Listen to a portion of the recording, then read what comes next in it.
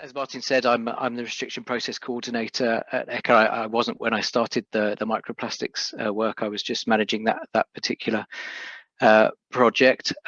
It's been incredibly interesting work to get into, a very different sort of restriction, I think, that we typically get involved in at ECHA, for many reasons, and one of them being that it all just happens so very, very quickly. Risk management of substances and chemicals tends to happen over the periods of sorts of decades, really. We're leading from a sort of initial concern and research at academic and then maybe industrial level, and then leading on to sort of risk management decisions, and it takes normally a very long time. I think that the whole issue around microplastics and what's made it so interesting and challenging in many ways is that it all happens so quickly, and we've begun to get some hints that the microplastics issue was coming to the top of the agenda in around, I'd say, maybe 2017, end of 2017. And then it went from that to a restriction proposal very, very quickly, and us having to prepare it very, very quickly. And now it's in the decision-making phase. So it's very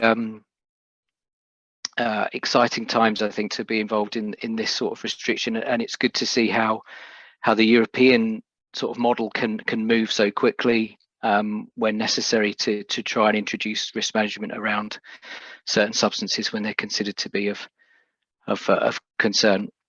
So I'll move on to my presentation now. That's just a few slides to start with. So what is ECHA to start with? The European Chemicals Agency. That's our office there in the top right hand corner. I worked there for all of 5 weeks before we were working from home, and we've been working from home for over a year now. But that is our office with our state-of-the-art conference facilities, now replaced by Zoom. So we're a decentralized EU agency established in 2007, and located in Helsinki, Finland, and we moved offices just at the beginning of last year. And our role, essentially, at a European level, is to protect the environment and also European citizens by taking action on the regulation of harmful chemicals. As well as the REACH regulation, which is what the restriction process sits under, we implement other EU chemical laws. There's the classification, labelling and packaging. If you're a laboratory-based scientist, you'll be very familiar with these hazard pictograms. The ECHA is responsible for implementing decisions around which of these pictograms and hazard phrases ought to be associated with different substances. ECHA is also involved in the biocides regulation, where we're approving decisions around active substances in biocides. And then there's also this PIC piece of legislation, which is about the import and export. The prior informed consent is what that stands for, of moving substances around the world and specifically in and out of the EU. Initially, ECHA was set up to deal with, I think, just 2 of these pieces of legislation, and over the time it's been gradually growing. So we're now looking at 8 pieces of European legislation and probably more to come. So we're now looking at things like drinking water standards, standards for under the batteries regulation, and all various sorts of activities that were done elsewhere in Europe are very slowly sort of moving all towards Helsinki, which is very interesting. So just to give a bit of a picture again about microplastics as a whole, it all sort of kicked off from our perspective as a consequence of the EU's plastic strategy, which was published in January 2018. This was pulled together very quickly because of the large amount of media in 2017 around plastics, and I think this blue planet effect was very pertinent here. This plastic strategy included a number of actions around the design of plastic products, high recycling rates, the Single-Use Plastics Directive, which is this legislation which is banning the uses of plastic straws and disposable plastic single-use items, was part of the package introduced in the plastic strategy. There are some other pieces of investigation as well on other sorts of plastic uses, all tied up in this strategy. And a good one here is this particle loss from tyres. There's also activities around recovering lost fishing gear, and also activities around the loss of these pre-production pellets, these nurdles and that sort of thing. But most important for us, of course, was this action for ECHA to develop this restriction proposal for microplastics that are intentionally added to products. We tend to use this terminology, intentionally added, rather than primary microplastics, just because there is differences in understanding of what primary microplastics are. Is that some researchers consider tire particles to be primary microplastics, but it's not within the scope of what we were looking at. We were only looking at microplastics that were intentionally manufactured for a specific purpose of including them within consumer and professional products. So briefly again, what is a restriction under REACH? I'll talk about this a lot.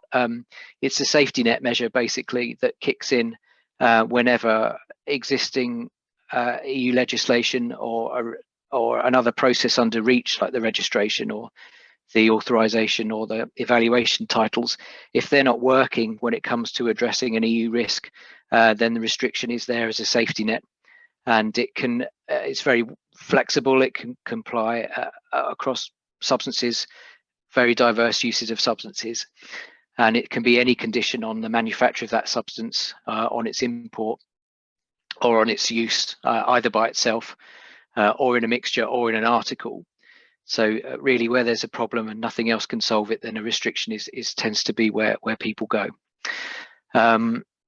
There needs to be a risk that is not controlled across the EU, so it can't just be like a local issue. It has to be across the EU.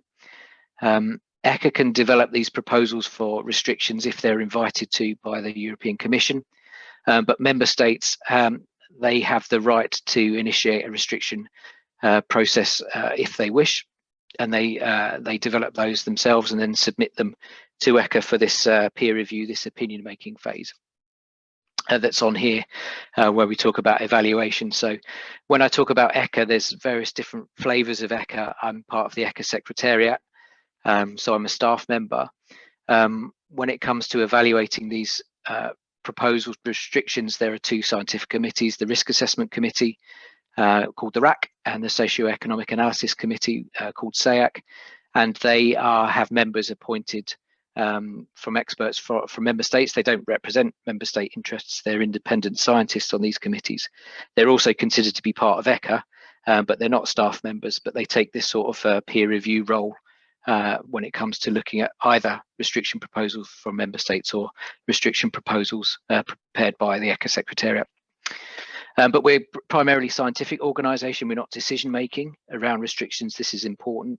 So once our work is done, once the evaluation is done, the whole package is then sent off to the European Commission for the final sort of political decision making with the member states. The European Parliament also have a role as well, and they can object to restriction proposals if they wish. So moving on, just on the microplastics itself, I think we like to think that it's the world's most comprehensive regulation of intentional uses of microplastics. It certainly is as of the present time, just because of the scope and the breadth of the different uses which are covered. It's available, of course, on the ECHA website, and all of the whole process is now available on the ECHA website. We published the proposal back in January 2019, and now the opinions of the Risk Assessment Committee and the Socioeconomic Analysis Committee are also available on the website to have a look at, and also the updated proposal. So this is the proposal sort of evolved over the 12-month, well, it was longer than that, the 18-month opinion making phase, to take into account information that came in during the process from affected stakeholders, some internal reflections, of course, from us in terms of, is this actually functioning the way it's envisaged, and we were able to sort of tweak it as we were going.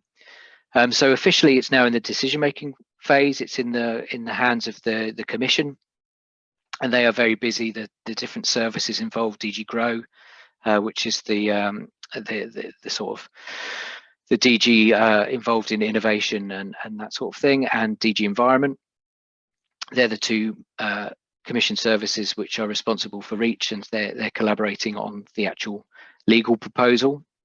That decision making we hope will happen this year, which could mean that entry into force could be later this year, or could be early next year. But it's impossible to really put a timetable on that. So what will I do today? I will be talking about examples of intentional uses. I'll talk a bit about the risk assessment that we had to do in order to justify that a restriction was needed. I'll talk a bit about what the actual proposed restriction is, how it was put together, how the different parts are supposed to work together. And then I'll finish off a little bit with how the proposal was refined.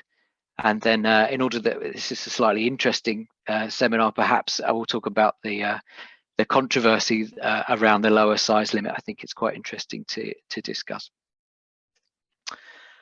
Okay, so I won't dwell on this slide. I think we all know what microplastics are, but I think to highlight again what was a challenge to start with from our perspective when we were putting together a potential sort of a regulatory definition of a microplastic is that different people considered them to be different things. There was no off-the-shelf fit-for-purpose definition that we could just say, okay, well, we'll take that definition of a microplastic and then we'll base everything around this. So as well as understanding all of the uses, we also had to develop a regulatory, legally watertight definition of what a microplastic was as well. And as I said before, we're looking at the intentional uses of microplastics, which are things like the microbeads, also polymer encapsulation technologies. All of those are within our scope, so certainly not just the exfoliating microbeads in personal care products. These are some of the key regulatory definitions that we settled on at the end. These are of course all available in more detail on in the documents on the ECHA website, but perhaps just to start with here, that our definition of a microplastic means essentially sort of a collection of particles that contain a solid polymer. There could be other substances mixed up here, and they need to be particles. It's based on a particle size distribution, a bit like the EU nanomaterials definition, which means that if you have a series of different particle sizes, as long as 1% of them are within the dimensions of interest, then that whole of that material is considered to be a microplastic. And just in terms of these dimensions, the original proposal that we'd put forward was in line with the EU nanomaterials definition on the lower limit, so a lower limit of 1 nanometer and then an upper limit of 5 millimeters. And then for the fibers, because of the aspect ratio considerations, the lower limit was set there for 3 nanometers. During the opinion making phase, we felt it was appropriate to increase that lower limit just to the upper end of the EU nanomaterials definition to allow essentially it to be implemented and to allow enforcement, particularly on products coming into the EU border in mixtures, and to allow for this legal certainty. But this then introduced a lot of very interesting discussions that I'll talk about a bit later in my presentation. And perhaps the only other thing to mention on this slide is this concept of particles containing solid polymer. I think when you talk about microplastics, and probably certainly secondary microplastics, those materials are, I think, probably primarily plastics. When we're looking at intentionally added microplastics, there are a lot of very innovative technologies that have existed or been developed recently, looking at polymer coating of inorganic materials like in slow release fertilizers, or polymer encapsulation of fragrances in fabric softeners. And we wanted to make sure that our restriction was comprehensive enough that it captured those sorts of uses of polymers intentionally added where they were of solid state, for example, where they, of course, the right dimensions, that they were also covered by the restriction. So we had to think outside the box a little bit when it came to the regulatory definitions. I'll very quickly go through examples of uses. I'm sure many of you are very aware of these. The first, of course, is exfoliating in the cosmetic products. We, of course, covered these, but I think at the end of the day, what we found is that only 0.2% of the tonnage of microplastics was associated with these exfoliating uses. I think because the cosmetics industry had essentially phased out this use because of the sort of attention that it was getting. But I think in general, we learned that there are much bigger uses of microplastics out there that were worthy of attention. The second here is the pacifying use in, again, personal care products, rinse off personal care products. They're not always affected by these regulations you see on removing microplastics because they're not abrasives. And many existing regulations have this abrasive function built into the legislation. So these are just there to affect the appearance, make them look a bit more milky. And they're also covered by our restriction. Then we have the leave-on microplastics used as glitters, but sometimes they're not apparent in the leave-on cosmetics. They're there to affect the thickness of the creams, for example, and that sort of thing. This is an interesting one. This is in vitro diagnostic uses. The substrates on these in vitro assays are typically polystyrene microbeads, sometimes around an inert iron core, which allows them to be removed from the solution with a magnet. But they're used essentially to run all of these diagnostics assays that you would have done if you were in hospital, for example, to determine if you were suffering from a particular condition or not. So these are very widely used, and in many cases they are subject to maybe disinfection, but they might be released into wastewater systems at hospitals. Then we've got sort of the detergents uses. It's used as an abrasive in those as well, of course. We have got treated seeds. If they're less than the size dimensions and they're covered in a polymer, then we consider that these to be microplastics. The treated seed in sectors are very widely used in the EU. Then we've got nurdles, these pre-production pellets. These are clearly microplastics, of course. They're intentionally used, so they fell within our scope. Primarily, they were used at industrial sites, which was a bit outside of where we were able to propose a ban, but I'll explain a bit later how we dealt with those. This final one is a controlled release fertilizer, so a polymer coating around an inert inorganic material. Again, more and more widely used. And what's interesting here is that they're often used as a solution to eutrophication and nutrient leaching, but you're essentially sort of replacing one environmentally concerning sort of issue with another. So you've replaced the eutrophication with a plastics pollution issue. This is a example of polymer encapsulation of fragrances.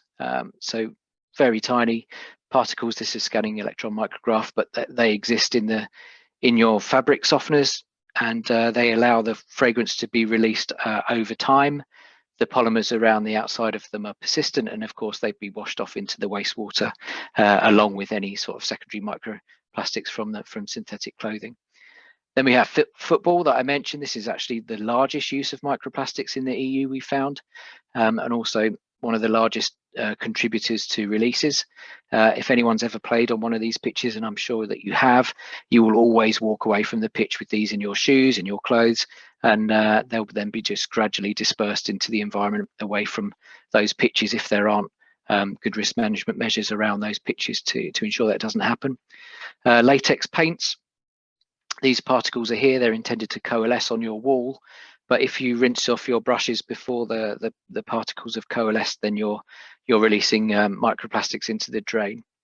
And then finally, we've got here some fibers which are used for reinforcement of concrete. This is again a very novel technology. It's used instead of the steel reinforcement. It allows for lighter, quicker construction, less carbon emissions. But if you're not careful when you're mixing these fibers into your concrete, then they can be released into the environment at the point of use. Okay, so why were we concerned about them? The large tonnages, often in uses that the releases to the environment were inevitable. At the end of the process, we had calculated about 43,000 tonnes of microplastics released into the EU environment every year from these intentional uses. Because they're persistent, they result in an irreversible environmental stock, essentially. And that stock is of small sizes of particles, which are, of course, readily ingested and could be degrading to nanoplastics. Alongside all of this, we also had evidence from laboratory studies of adversity after ingesting these particles, and also some evidence of trophic transfer, maybe not classical sort of bioaccumulation, but trophic transfer between organisms to predators and consumers, us included, if you look at seafood. So in terms of the risk assessment that we've done, we had looked at all of the various tools that we had at our disposal under REACH. The PEC-PNEC, sort of very classical approach. We also have under REACH this PBT, VPVB concern, which is persistent bioaccumulative toxic, or very persistent, very bioaccumulative hazards. And if substances have those, it's not considered to be appropriate to actually try and do a PEC-PNEC. You enter into what's called a minimization mode, where you try and prevent all releases of those substances, because the view is that it's impossible to actually do a meaningful quantitative risk characterization around those substances, because you can't really model how these substances will behave in the environment over long periods of time. So we tried all of those. We also did a case-by-case approach, which is allowed where 1 and 2 aren't practicable. And we felt that microplastics didn't really fit into either one of those risk assessment paradigms. And essentially, we settled on a risk assessment paradigm where it was unlikely that it would ever be possible to derive a safe threshold, although there were examples of thresholds of adversity that have been demonstrated in the literature for some microplastics.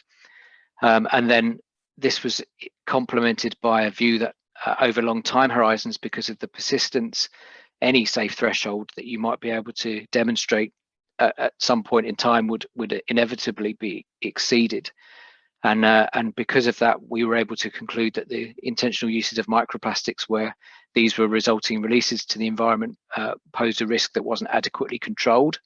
And this was the conclusion that we needed to propose an EU-wide restriction, and that the releases needed to be minimized to prevent the exceedance of a safe threshold in the future, should one potentially be derived. This was evaluated by the RAC, and they supported that conclusion. Just very briefly on this slide here, this is essentially a study by Everard et al. This was cited in our Annex 15 report. It essentially just shows the cumulative projected increase in the concentration of microplastics in different compartments of the marine environment. These are all microplastics. These weren't intentionally added, but the point here is that the concentration was increasing over time. And if you look on the panel on the right hand side, over the next 50 years or so, you would be exceeding the concentrations associated with adversity. So this is the sort of paradigm that we were using to demonstrate the risk from the microplastics in the ECHA work. It wasn't a risk characterization that is the safe concentration exceeded or not. It was more of when will it be exceeded. Okay, I've realized that I've gone quite slowly here, so I'll have to go a bit quickly, or I'll go over time probably by a little bit. But this is our proposed restriction.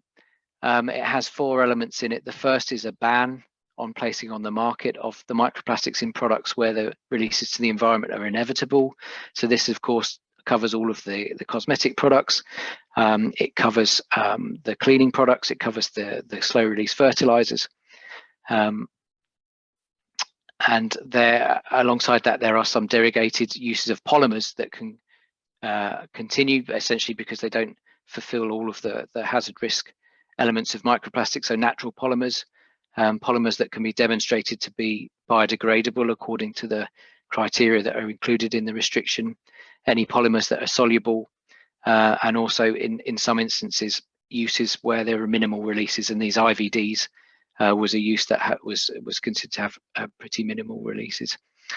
Those derogations, they're not always sort of carte blanche. There is conditional elements associated with them, and there are two. One is the mandatory instructions for use and disposal. This is really to increase the information flow within primarily industrial supply chains where we aren't proposing bans, but so that people handling these materials know that they're microplastics and know what they ought to be doing to prevent their release when they're being used. And then alongside that, if you're using microplastics in industrial supply chains, there's a proposal here for mandatory reporting on an annual basis of the uses of those microplastics and then the quantities that are being released to the environment. There's a phased implementation here. I think this is possibly also a bit controversial, is that the different sectors, the requirements will kick in after different periods of time. This is to reflect the ease or not of being able to substitute microplastics in a particular use. We go from microbead uses where there's no transitional period that industry has already substituted, and then we go up to maximum transitional periods for these plant protection products and biocides, where a longer transitional period is considered to be reasonable because the technology itself is actually reasonably interesting in as much as it reduces operator exposure to pesticide active substances, and it lowers the quantities of pesticide active substances that need to be used. But you're balancing that against the sort of persistent polymers around the outside. So what this transitional period is intended to deliver is sufficient time to replace the persistent polymers in polymer encapsulated plant protection products with biodegradable ones, and then to factor in all of the regulatory approvals around that needs to take place. So that's why that's as long as it is. We did an impact assessment, socioeconomic analysis alongside of this, and we did this on a sector by sector basis, and we were able to quantify how much would this cost to abate different microplastics from different sources. And this is interesting from the decision maker's perspective. Where do you get most sort of bang for your buck, really, when you're looking at microplastics? And then you can see that the uses in leave-on cosmetics, okay, they are a source of microplastic. It's actually quite expensive to replace those on a kilogram per kilogram basis, and it's a lot cheaper to look at things like detergents and rinse off cosmetics. But they're all included in our proposal, of course, but it's interesting to see that it costs different amounts depending on where you're targeting your regulation. If you look at effectiveness over a 20-year analytical period that we looked at, we're forecast to reduce the releases of about 500,000 tonnes over 20 years. The baseline here, the blue line, is what would happen without the restriction, and then the yellow line is what would happen with the restriction. It's sort of, you can see with the transitional periods, it doesn't kick in straight away, but after the transitional periods have expired, then it's pretty much, I think it's over 95% effective after all the transitional periods have expired. So synthetic infill, this is really interesting. I will go very quickly. I'm not going to take up all of the time, but just to say again, our role is no, we're not decision makers. We analyze different options and we put forward different options to the decision maker on the synthetic infill material. Option A is to have mandatory risk management measures around the pitch. This would be quite effective. It wouldn't be completely effective in preventing those releases, but it would be very much more cheaper than the option of banning the microplastics themselves, so they weren't able to be used at all on synthetic pitches. And depending on the preferences of the decision maker, they would balance out whether or not they would go ahead with option A or option B. So the opinion making phase, we did a consultation, many comments, but I won't dwell on those. Just a couple of slides on the lower size limit issues. I mentioned it before, we started with 1 nanometer. The consultation responses had stressed very many analytical difficulties around being able to detect particles that small in a complex mixture like a cosmetic, for example, or a plant protection product, which makes legally enforcement very difficult. Some of the issues around large macromolecules, they could be larger than 1 nanometer, but the techniques available can't distinguish between particles and these molecules. there could be unstable aggregates or agglomerates, or even stable ones, which wouldn't be microplastics, that would be difficult to tell those apart. So some very technical issues around why it would be complicated to go down to such a low limit. Also around being able to tell whether or not if something is a solid or not when it's that small. So these were sorts of issues that we needed to balance up about. There were some considerations that no single analytical method could be used for all of the size range, so the 1 nanometer to 5 millimeters. So we did reflect on this, and we revised the proposal a little bit. We didn't change the definition of a microplastic. We're still, convinced that this is the range, the 1 nanometer to 5 millimeters. These are microplastics, but we did consider that in the short term, at least until the analytical methods can catch up, that lower limit needed to be increased just a little bit so that it could be legally enforceable. Although at the same time, what we did say is that where particles less than 100 nanometers can be reliably characterized, because they can when they're raw materials, remember, people are making these particles and placing them on the market, they know what they're placing them on the market, then they shouldn't be allowed to be incorporated in products, even if you couldn't detect them in the final products itself. So this was our view. The RAC and the SEC took slightly different views on this.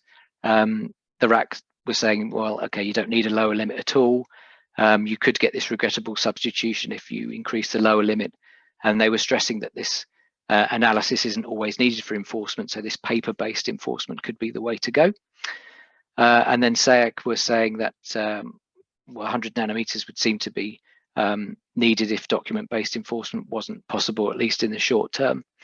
And the forum, which is also looks at enforceability issues, they were essentially stressing that document checks need to be mandatory in the restriction if this is the way that it will go.